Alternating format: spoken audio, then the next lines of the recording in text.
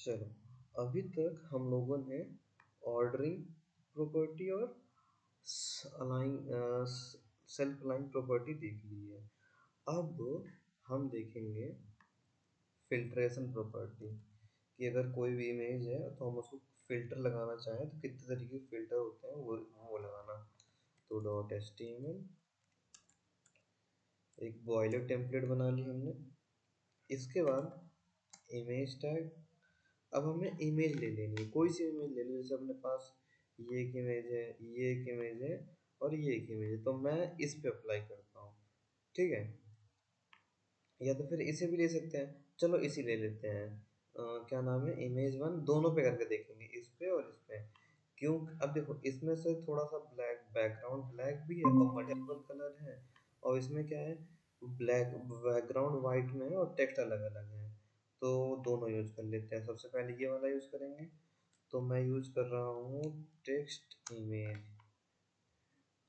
Image dot JPG, ये वाली।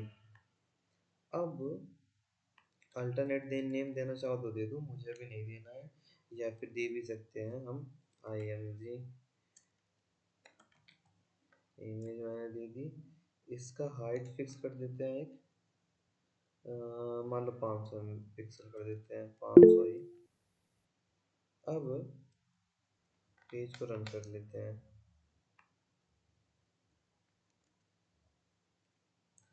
Filtration property है दोस्त, फिल्ट्रेशन प्रॉपर्टी।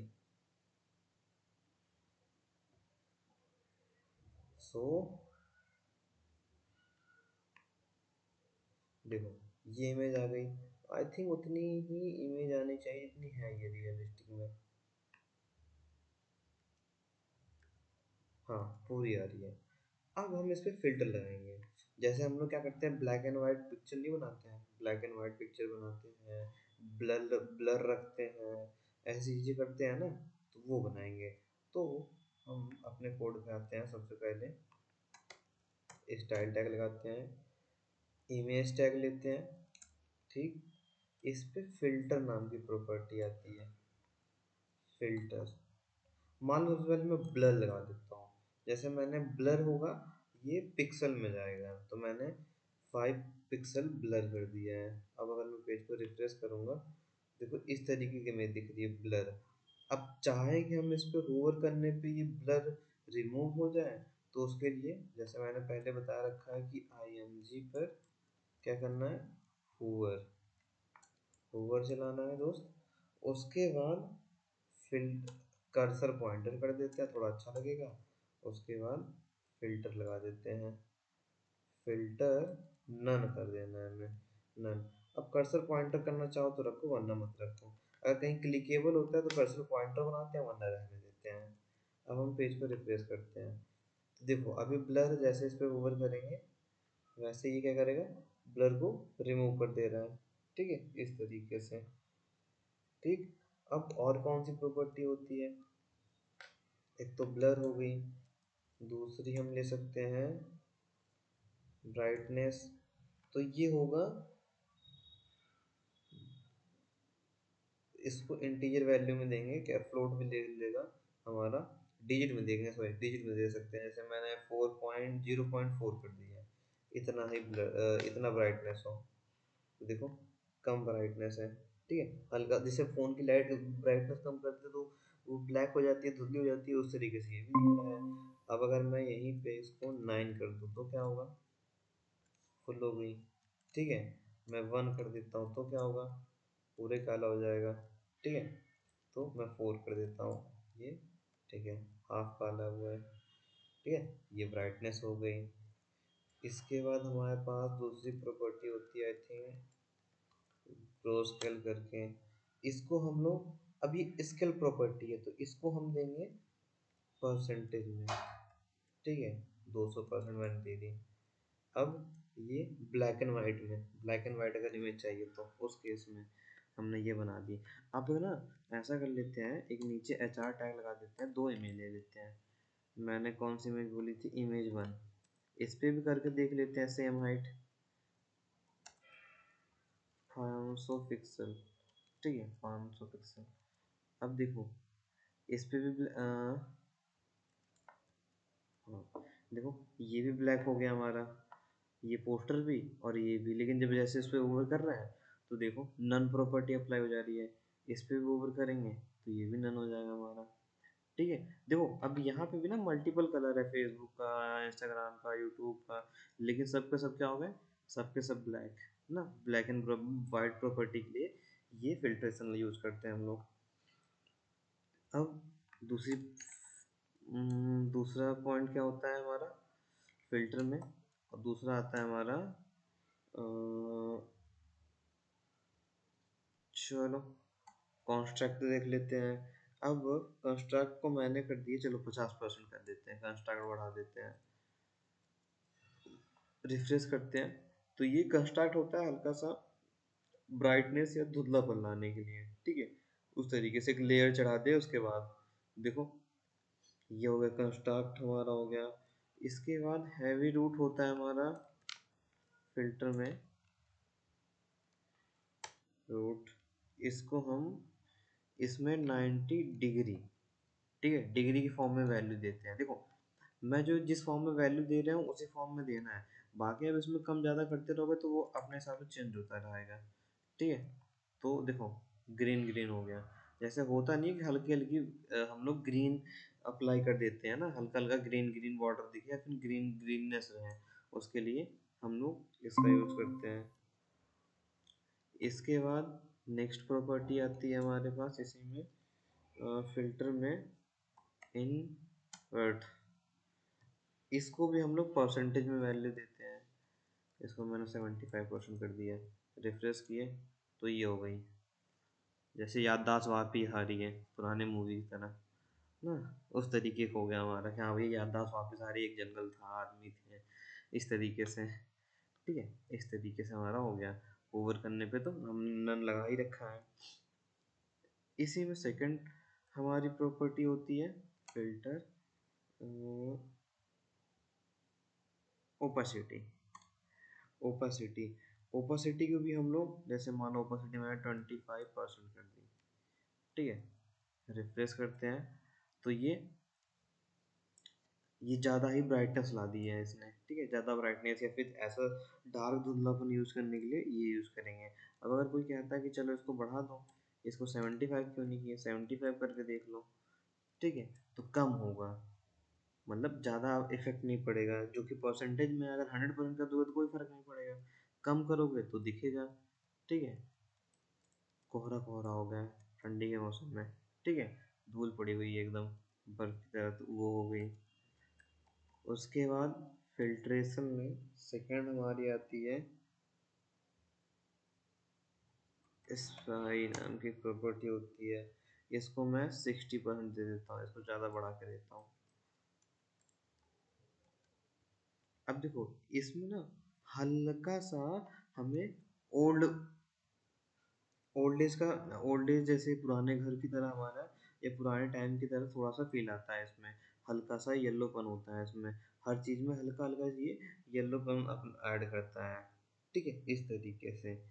उसके बाद फिल्ट्रेशन में जो छूट रहा है हमारा, एक और होता है लास्ट, ज़्यादातर यूज होता है ये स्ट्रक्ट।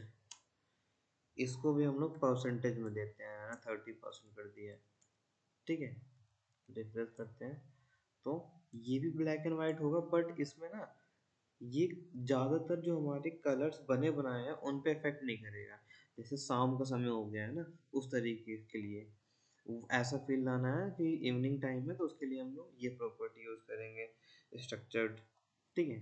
ये हो गई हमारी फिल्ट्रेशन प्रॉपर्टी, इस तरीके से। अब अपने वेबसाइट में क्या करोगे, ऐसे मेल लगा दोगे हम, उसके बाद अगर उस पर होवर कोई करे तो फिल्ट्रेशन रन कर देना है, तो वो क्या होगा, हट जाया करेगा, जैसे उस पर वो अपना माउस लेके या फिर उस एरिया में जैसे ही आएगा वो हमारा रिमूव हो जाएगा, ठीक है, इस तरीके से, लाइक दिस, ओके। ये हो गई फिल्ट्रेशन प्रॉपर्टी। अब इसके बाद हम दूसरी प्रॉपर्टी क्या आती है फिल्ट्रेशन के बाद, आई थिंक मैंने आपको जूम इफेक्ट वगैरह नहीं पढ़ाया, चलो जूम इफेक्ट पढ़ाते हैं। कि मान लो अब यही इमेज है, इस पे होवर करें तो ये जूम हो जाए ना, इस तरीके से, या तो फिर यही हो तो इसको होवर करें, जूम हो जाए। इस तरीके से मैं कोई छोटी इमेज देख लेता हूँ, यूजर ये बैनर। अच्छा मैंने बैनर, चलो किस पे अप्लाई करता हूँ, इस वाली इमेज पे करेंगे, ठीक है, इसी वाली इमेज पे करेंगे। हम एक नई क्लास, नई फाइल बना लेते हैं, css24.html। अब हम एक div बनाएंगे, ठीक है, मैंने एक div बना लिया। क्यों? क्योंकि हम एक एरिया बना देंगे, उसी में ही अपना क्या करेंगे, जूम कराया करेंगे। जैसे मैंने div बनाया ये, अब मैं इस div की क्लास दे देता हूँ रैपर, जूम रैपर, ठीक है, WRAPPER, जूम रैपर। अब मैं style tag dot zoom wrapper, अब क्या करता हूँ, इसकी हाइट दे देता हूँ पहले तो 500 पिक्सल, ठीक है, विड्थ दे देता हूँ कितनी, 500 पिक्सल, हाइट विड्थ दोनों बराबर कर देते हैं। ये उसके बाद बैकग्राउंड कलर, चलो अभी के लिए दिखाने के लिए बैकग्राउंड कलर हम ले लेते हैं एक्वा, ठीक, बैकग्राउंड कलर ऑफ एक्वा ले लेते हैं। और इसमें एक img टैग रहेगा जो कि इमेज का काम करेगा, ठीक है, इमेज का। अब पेज को रन करते हैं, पहले देख लेते हैं क्या आउटपुट आ रहा है। देखो ये आउटपुट आ रहा है, तो आई थिंक मुझे विड्थ थोड़ी सी बढ़ानी पड़ेगी, क्योंकि इतनी बड़ी विड्थ है ना, तो इसको थोड़ा सा बढ़ा लेते हैं विड्थ। विड्थ को मैं कर लेता हूँ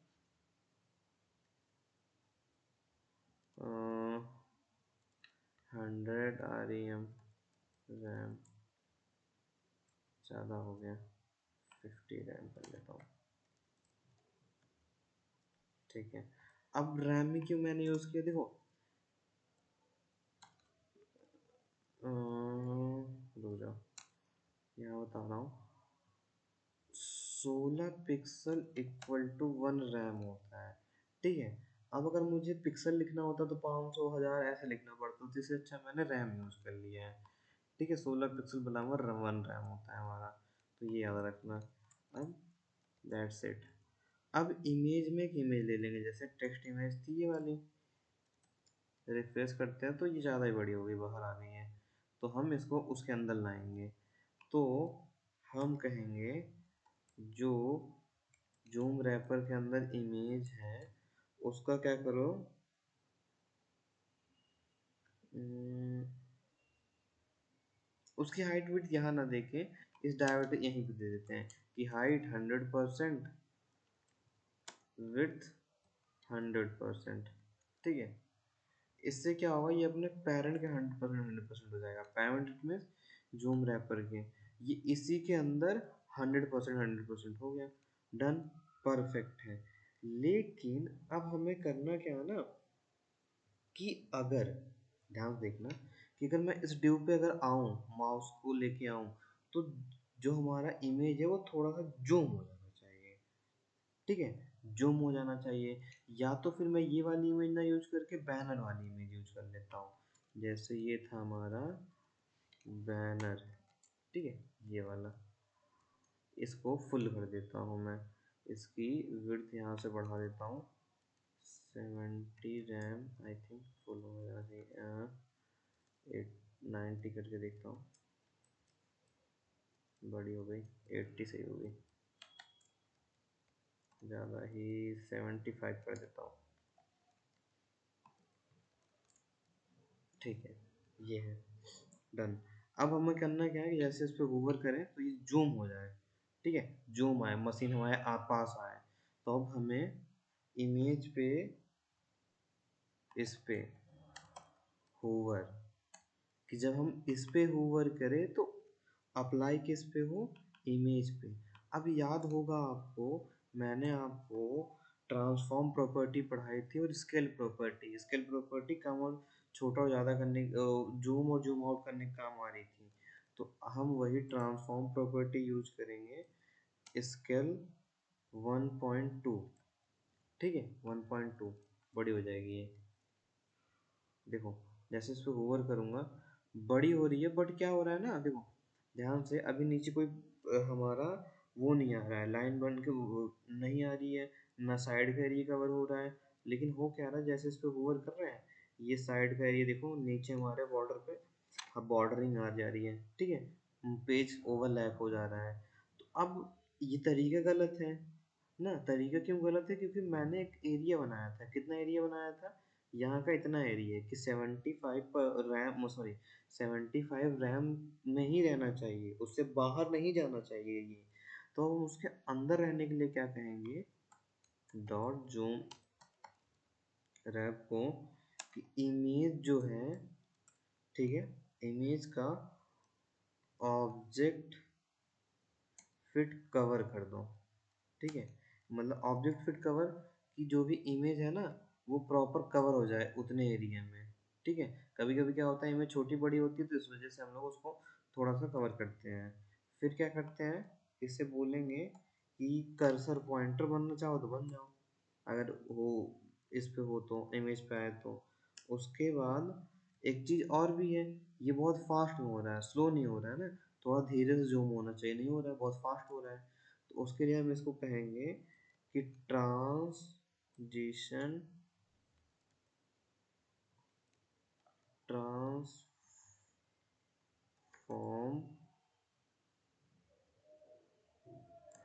0.8s, 0.8 सेकंड लेना चाहिए। तो देखो जूम कर रहा हूँ तो धीरे से स्लोली स्लोली जूम हो रहा है ना, स्लोली स्लोली जूम हो रहा है। अब भी क्या हो रहा है कि ये डिव से बाहर निकल रहा है। किस डिव से, ये जो ये रैपर वाला डिव है, इससे ये बाहर आ जा रहा है इमेज हमारा, ठीक है, बाहर आ जा रहा है। तो हम क्या कहेंगे अपने इस बॉक्स को, उसके CSS में जाके, कि आपका जो ओवरफ्लो हो रहा है ना, आपसे जो बाहर जा रहा है उसको हिडन कर दो। तो अब जो भी इससे बाहर जाएगा वो हाइड हो जाएगा तुरंत। पेज को मैंने रिफ्रेश किया, अब देखना जैसे ओवर कर रहा हूँ, देखिए टन टन टन, ये भी इससे बाहर ही नहीं जाएगा, जब भी ओवर करेंगे तो ये इसके अंदर ही रहेगा, ठीक है। इस तरीके से ये हो गया हमारा जूम इफेक्ट। इस तरीके से हम लोग जूम इफेक्ट लगाते हैं। तो अब आप कहीं पे भी जूम इफेक्ट लगाना चाहो, इस तरीके से लगा सकते हो, ठीक है। बहुत कुछ करना नहीं था हमें, ऑब्जेक्ट फिट कवर कर देना है। ऑब्जेक्ट फिट कवर का मतलब जो भी इसके अंदर इमेज है वो प्रॉपर कवर हो जानी चाहिए चारों तरफ से ना। कभी कभी होती है इमेज रिपीट होने लगती है तो कुछ छोटा सा कभी कभी नीचे ऊंचे स्पेस छोड़ देता है, वो हो गया। कर्सर लगाना चाहो तो लगाओ। ट्रांजिशन प्रॉपर्टी है कि अगर हमें उसे कितने टाइम में अप्लाई करना है, ये हुआ। ट्रांसफॉर्म प्रॉपर्टी मैंने पहले ही पढ़ा रखी है। उसके बाद आता है स्केल प्रॉपर्टी कि अगर कम ज़्यादा करना हुआ तो वो। अब अगर मैं इसको 0 कर देता तो क्या होगा, रिफ्रेश करता हूँ, देखो ये जो पीछे चला गया, ठीक है, पीछे चला गया 0 करने पे। अब अगर ये 1 कर दूँ तो रिफ्रेश करता हूँ, तो ये देखो कम, थोड़ा कम जूम हो रहा है, हल्का सा जूम हो रहा है, ठीक है। अब अगर मैं ये 2 कर देता हूँ, 2.2, तो क्या होगा, बहुत ज़्यादा जूम हो जाएगा, ठीक है। इस तरीके से हम 1 कर देते हैं ओल्ड प्रॉपर्टी पे, ठीक है, तो हल्का जूम करने के लिए, ठीक। इस तरीके से हम इसे बना सकते हैं। अब नेक्स्ट जो हमारे पास टॉपिक बचता है, और 2 टॉपिक और बचते हैं हमारे पास। अ, क्या नाम है, क्या क्या हो गया है, अब बचती है पोजिशनिंग। पोजिशनिंग या फिर पोजीशनिंग कह लो, और साथ में डिस्प्ले प्रॉपर्टी, नहीं पोजीशन रिलेटिव एब्सोल्यूट, ये बचता है हमारे पास कि हम कोई डिव बना रहे हैं ना, मल्टीपल डिव बना रहे हैं, तो उसको हम पोजीशनिंग कैसे कर सकते हैं। या फिर यूँ समझ लो कि कभी कभी होता नहीं कि इमेज के ऊपर टेक्स्ट लिखा हुआ होता है ना, वो सारी प्रॉपर्टी कैसे बनती है। अब सिर्फ हमारे पास वो प्रॉपर्टी बचती है, ठीक है। तो चलो थोड़ा सा बनाते हैं हम लोग।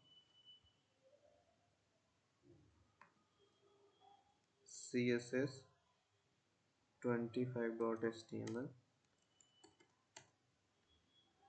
अब सबसे पहले हम बनाएंगे डॉट कन TAINER, कंटेनर नाम का ड्यू, ठीक है। उसके बाद यहाँ पे हैज बॉक्स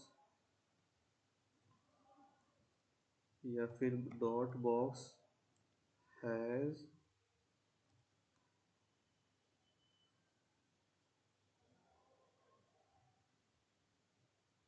बॉक्स कर देते हैं, बॉक्स हैज बॉक्स और ड्यू डॉट बॉक्स दोनों कर देते हैं।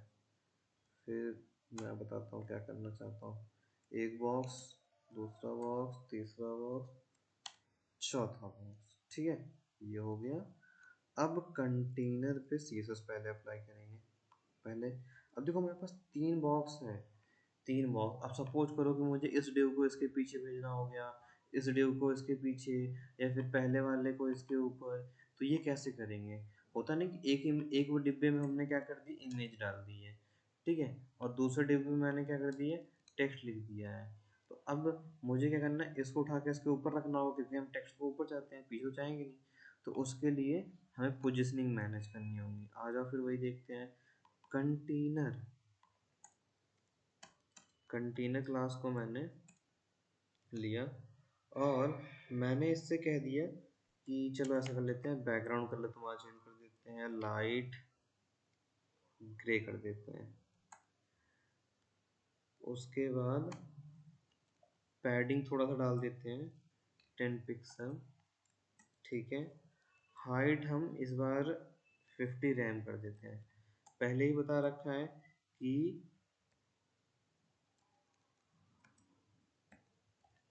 दोबारा बता दे रहा हूँ मैं, 1 रैम इक्वल टू 60 पिक्सल, ठीक है। 60 पिक्सल इक्वल टू 1। ये हो गया हमारा। अब अब हम क्या करेंगे, पेज को पहले रन करते हैं, क्योंकि हमें सबको देखना है। 25 मैंने लिया, इस पेज को मैंने रन कर दिया, ठीक है। अब हम क्या करेंगे, ये ना थोड़ा सा ज़्यादा ही हमें ग्रे दिख रहा है, तो लाइट टील ब्लू ले लेते हैं, ये सही रहेगा थोड़ा सा, हाँ ठीक है। अब हम क्या करेंगे, बॉक्स, अब देखना मैं एक बॉक्स के लिए एक बॉक्स एक ही बार कॉल करूँगा, सब के सब में वो सेम प्रॉपर्टी अप्लाई हो जाएगी। तो बॉक्स में मैं हाइट ले लेता हूँ सबकी 150 पिक्सल, विड्थ भी ले लेता हूँ, ठीक है। विड्थ मैंने ले ली 150 पिक्सल, ठीक है। बॉर्डर मैंने ले लिया 2 पिक्सल सॉलिड रेड, ध्यान से, ठीक है, 2 पिक्सल सॉलिड रेड।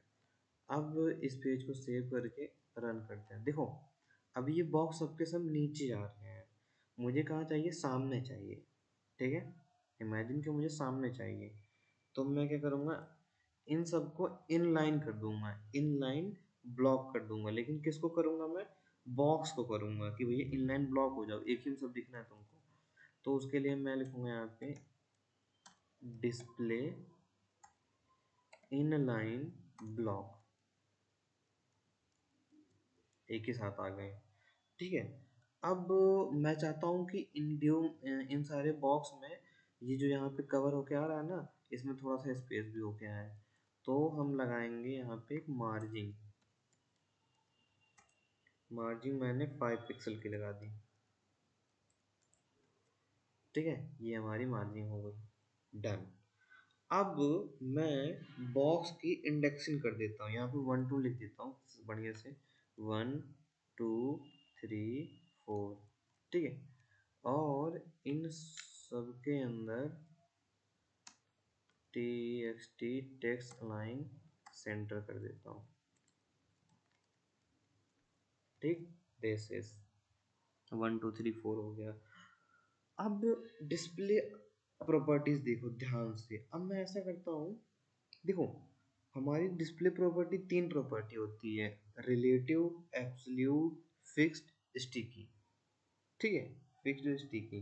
तो रिलेटिव, अब देखो रिलेटिव जैसे वर्ड से क्लियर हो रहा है कि किसी, जैसे हमारे घर रिलेटिव कोई आता है तो हमसे रिलेटेड होता है ना।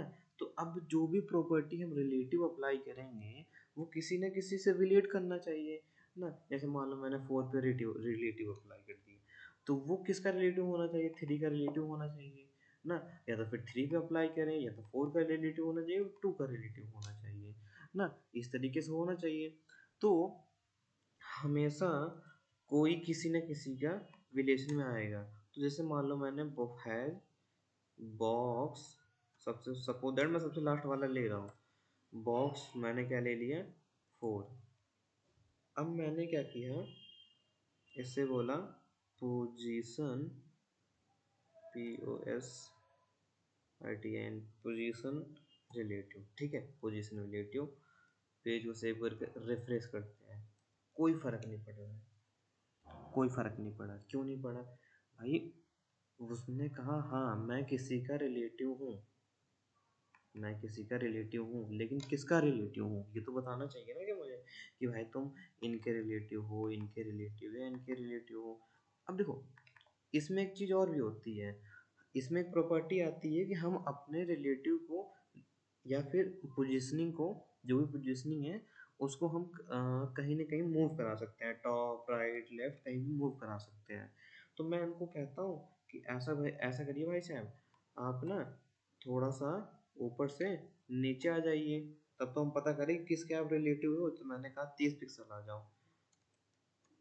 फिर मैंने कहा चलो नीचे तो आ गए आप, तो ऐसा करते हैं थोड़ा सा आप साइड में हो जाओ, फिर देखते हैं कौन किस कहाँ से हो आप। तो मैंने इसको भी 30 पिक्सल कर दिया, ठीक है। अब पता चलेगा कि ये किसके रिलेटिव हैं। रिफ्रेश किया, ये वहीं के वहीं मूव हो गए, ये वहीं के वहीं मूव हो गए ना, किसी के नहीं रिलेटिव हुए, ये वहीं के वहीं मूव हो गए कि हाँ भैया हम तो यहीं थे, यहीं से खसक गए हैं। अब रिलेटिव बनाने के लिए मुझे एब्सल्यूट चाहिए ना, मतलब रिश्ता बनाने के लिए एक रिश्तेदार तो चाहिए ना। तो हम क्या करेंगे, 3 को एब्सल्यूट बना देते हैं, हैज बॉक्स 3 को पोजीशन एब्सल्यूट। अब देखते हैं, तो देखें अब क्या हुआ, ये उसके पीछे चला गया, पीछे चला गया कि आगे चला गया, अब ये क्लियर नहीं हो रहा है क्योंकि दोनों का बॉर्डर रेड ही रेड है। तो मैं क्या करता हूँ, यहाँ पे बॉर्डर कलर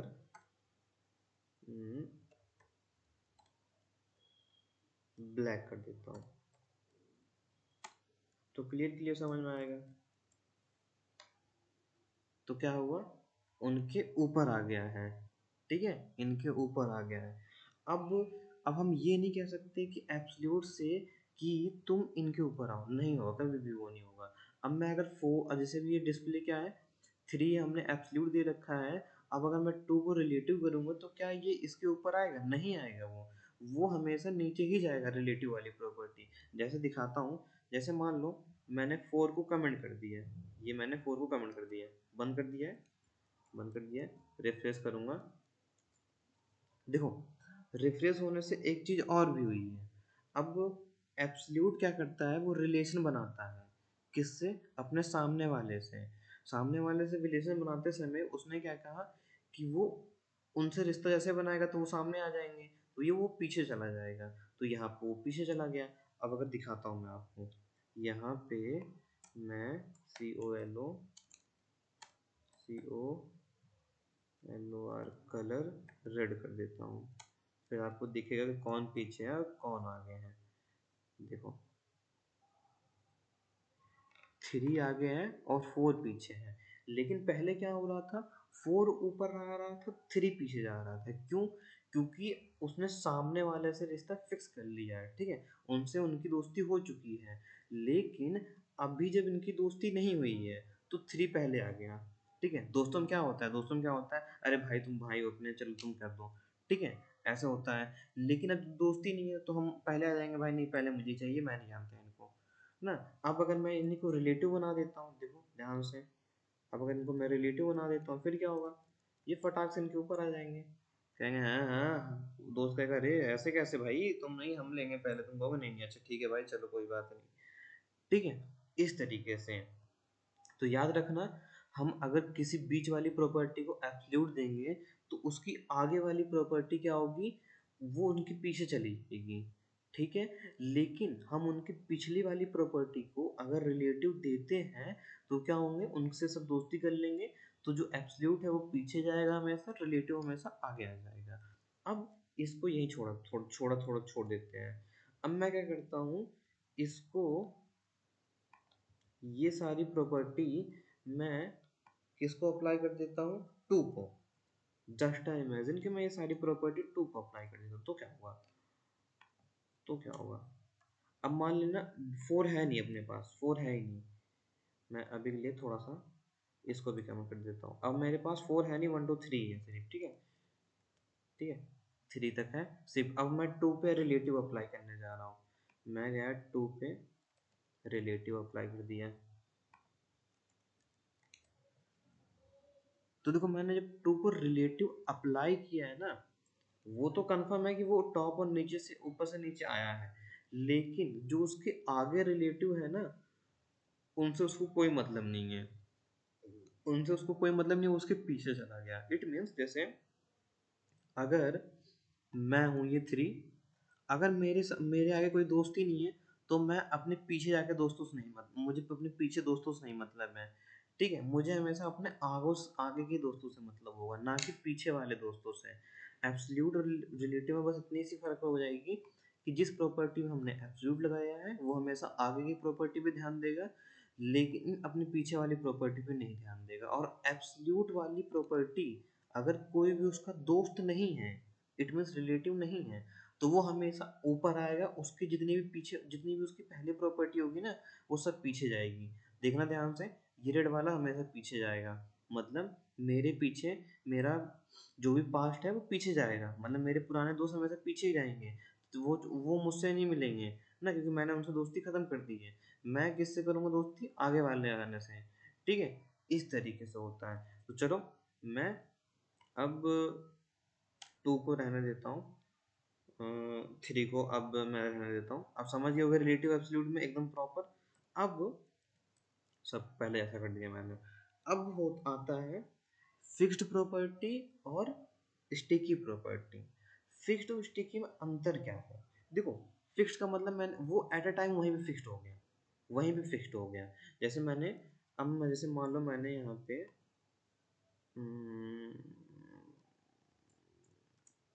बॉक्स टू लिया, ठीक है, मैंने पोजीशन इसका फिक्स कर दिया, तो ये क्या हो गया यहाँ पे। लेकिन हाँ एक बात और, अगर हम किसी को फिक्स करते हैं ना, वो अपने आगे वाली प्रॉपर्टी को अपने पीछे ले लेगा, तुरंत पीछे ले लेगा। क्यों, क्योंकि वो अभी गार्ड हो गया है। जैसे हम अपने घर की रखवाली करने के लिए किसी कहते हैं ना कि भाई साहब आप यहीं खड़े रहेंगे आज से, ठीक है। गार्ड पे चौकीदार होता है, उसको कहते हैं भाई आप आपसे यहीं पे खड़े रहेंगे, तो सबसे पहले आ जाता है। तो अब उसके जो भी प्रॉपर्टी आएंगे उसके पीछे हो जाएगा ना। हर कंपनी के गार्ड कहाँ होते हैं, आगे होते हैं, अब उनकी पीछे कंपनी होती है। तो अब देखो दो हमारा आगे आ गया है ना, दो हमारा, देखो ध्यान से, दो हमारा आगे आ गया है ना, तीन हमारा पीछे चला गया है। तो ये समझ जाओ, अब मैं टू को फोर पे अप्लाई करके दिखाता हूँ। या तो फिर देखो मैं करता हूँ पेज को स्क्रॉल करता हूँ, तो देखना ध्यान से, अब जैसे पेज स्क्रॉल करूंगा टू हमारा वहीं फिक्स रहेगा, ये सब पीछे चले जाएंगे, ठीक है। पूरा पेज मैंने स्क्रॉल कर लिया, टू हमारा वहीं पे फिक्स है, ठीक है। इस तरीके से होता है हमारा। अब चाहे तो मैं इसको टू पे ना अप्लाई करके फोर पे अप्लाई कर देता हूँ, ज़्यादा अच्छे से क्लियर दिख जाएगा फोर, ठीक है। लेकिन अब ये भी याद रखना, गार्ड के पीछे जो जो भी प्रॉपर्टी होगी उससे कोई मतलब नहीं है, क्योंकि मैंने बता दिया तुम फिक्स्ड हो। अब किसके फिक्स्ड हो, इन सबके, ठीक है, चाहे जो भी होगा। अगर मैं पहले वाले को फिक्स बताता हूँ तो वो फिक्स वहीं पे हो जाएगा। जैसे मैं पहले वाले कहता हूँ, भाई साहब आप फिक्स हो गए वहाँ पे, तो अब जब मैंने पहले को फिक्स किया तो उसकी आगे वाली प्रॉपर्टी उसने पीछे ले लिया है, ठीक है। उसने आगे वाली प्रॉपर्टी को पीछे ले लिया, एक प्रॉपर्टी उसके आगे जो भी प्रॉपर्टी आई उसको वो पीछे लेगा। लेकिन इसी में ही एक आता है हमारे पास, इसको फोर कर देता हूँ आपको दिखने के लिए क्लियर क्लियर, ठीक है। इसमें आता है हमारा दूसरा स्टिकी, ठीक है। स्टिकी से ऐसा ही लग रहा है कि एक स्टिकी नोट है, हम क्या करेंगे उस पर चिपका देंगे। अब जैसे मैं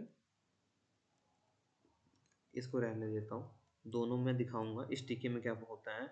अब मैं यहाँ पे हैज बॉक्स 3 पे अप्लाई करता हूँ। अब बीच में आ गया हूँ, पोजीशन स्टिकी, स्टिकी ली मैंने। देखो अब कोई फर्क नहीं पड़ा, स्टिकी में कोई फर्क नहीं पड़ा। क्यों? क्योंकि देखो हम कोई नोट्स बनाते हैं तो उसे कहीं भी चिपका देते हैं। स्टिकी नोट आता है ना, हमने उसे चिपका दिया तो वो वहीं का वहीं पड़ा रह जाएगा, उसको कोई मतलब नहीं है। अब मैंने कहा स्टिकी हो गए तो हाँ वो भी। अब देखो वो काम कैसे करेगा, पेज को रिफ्रेश करता हूँ। अब देखो वो कोई काम नहीं कर रहा है, कोई काम नहीं कर रहा है। अब पता ही नहीं चल रहा है कि वो स्टिकी है कि नहीं है। एक सेकंड, मैंने गलत तो नहीं लिखा ना, बॉक्स 3 ठीक है, वही है। अब हम क्या करेंगे, इसको कहेंगे टॉप से 30 पिक्सल या फिर 100 पिक्सल बड़ा कर लेते हैं। रिफ्रेश किए, अब देखो ये नीचे आ गया। अब जब रिफ्रेश करेंगे तब ये वर्क करेगा। ठीक है, इसको ना कहना होता है कि भाई आप थोड़ा सा आगे चलो, फिर जाके वहाँ पे चिपक जाना।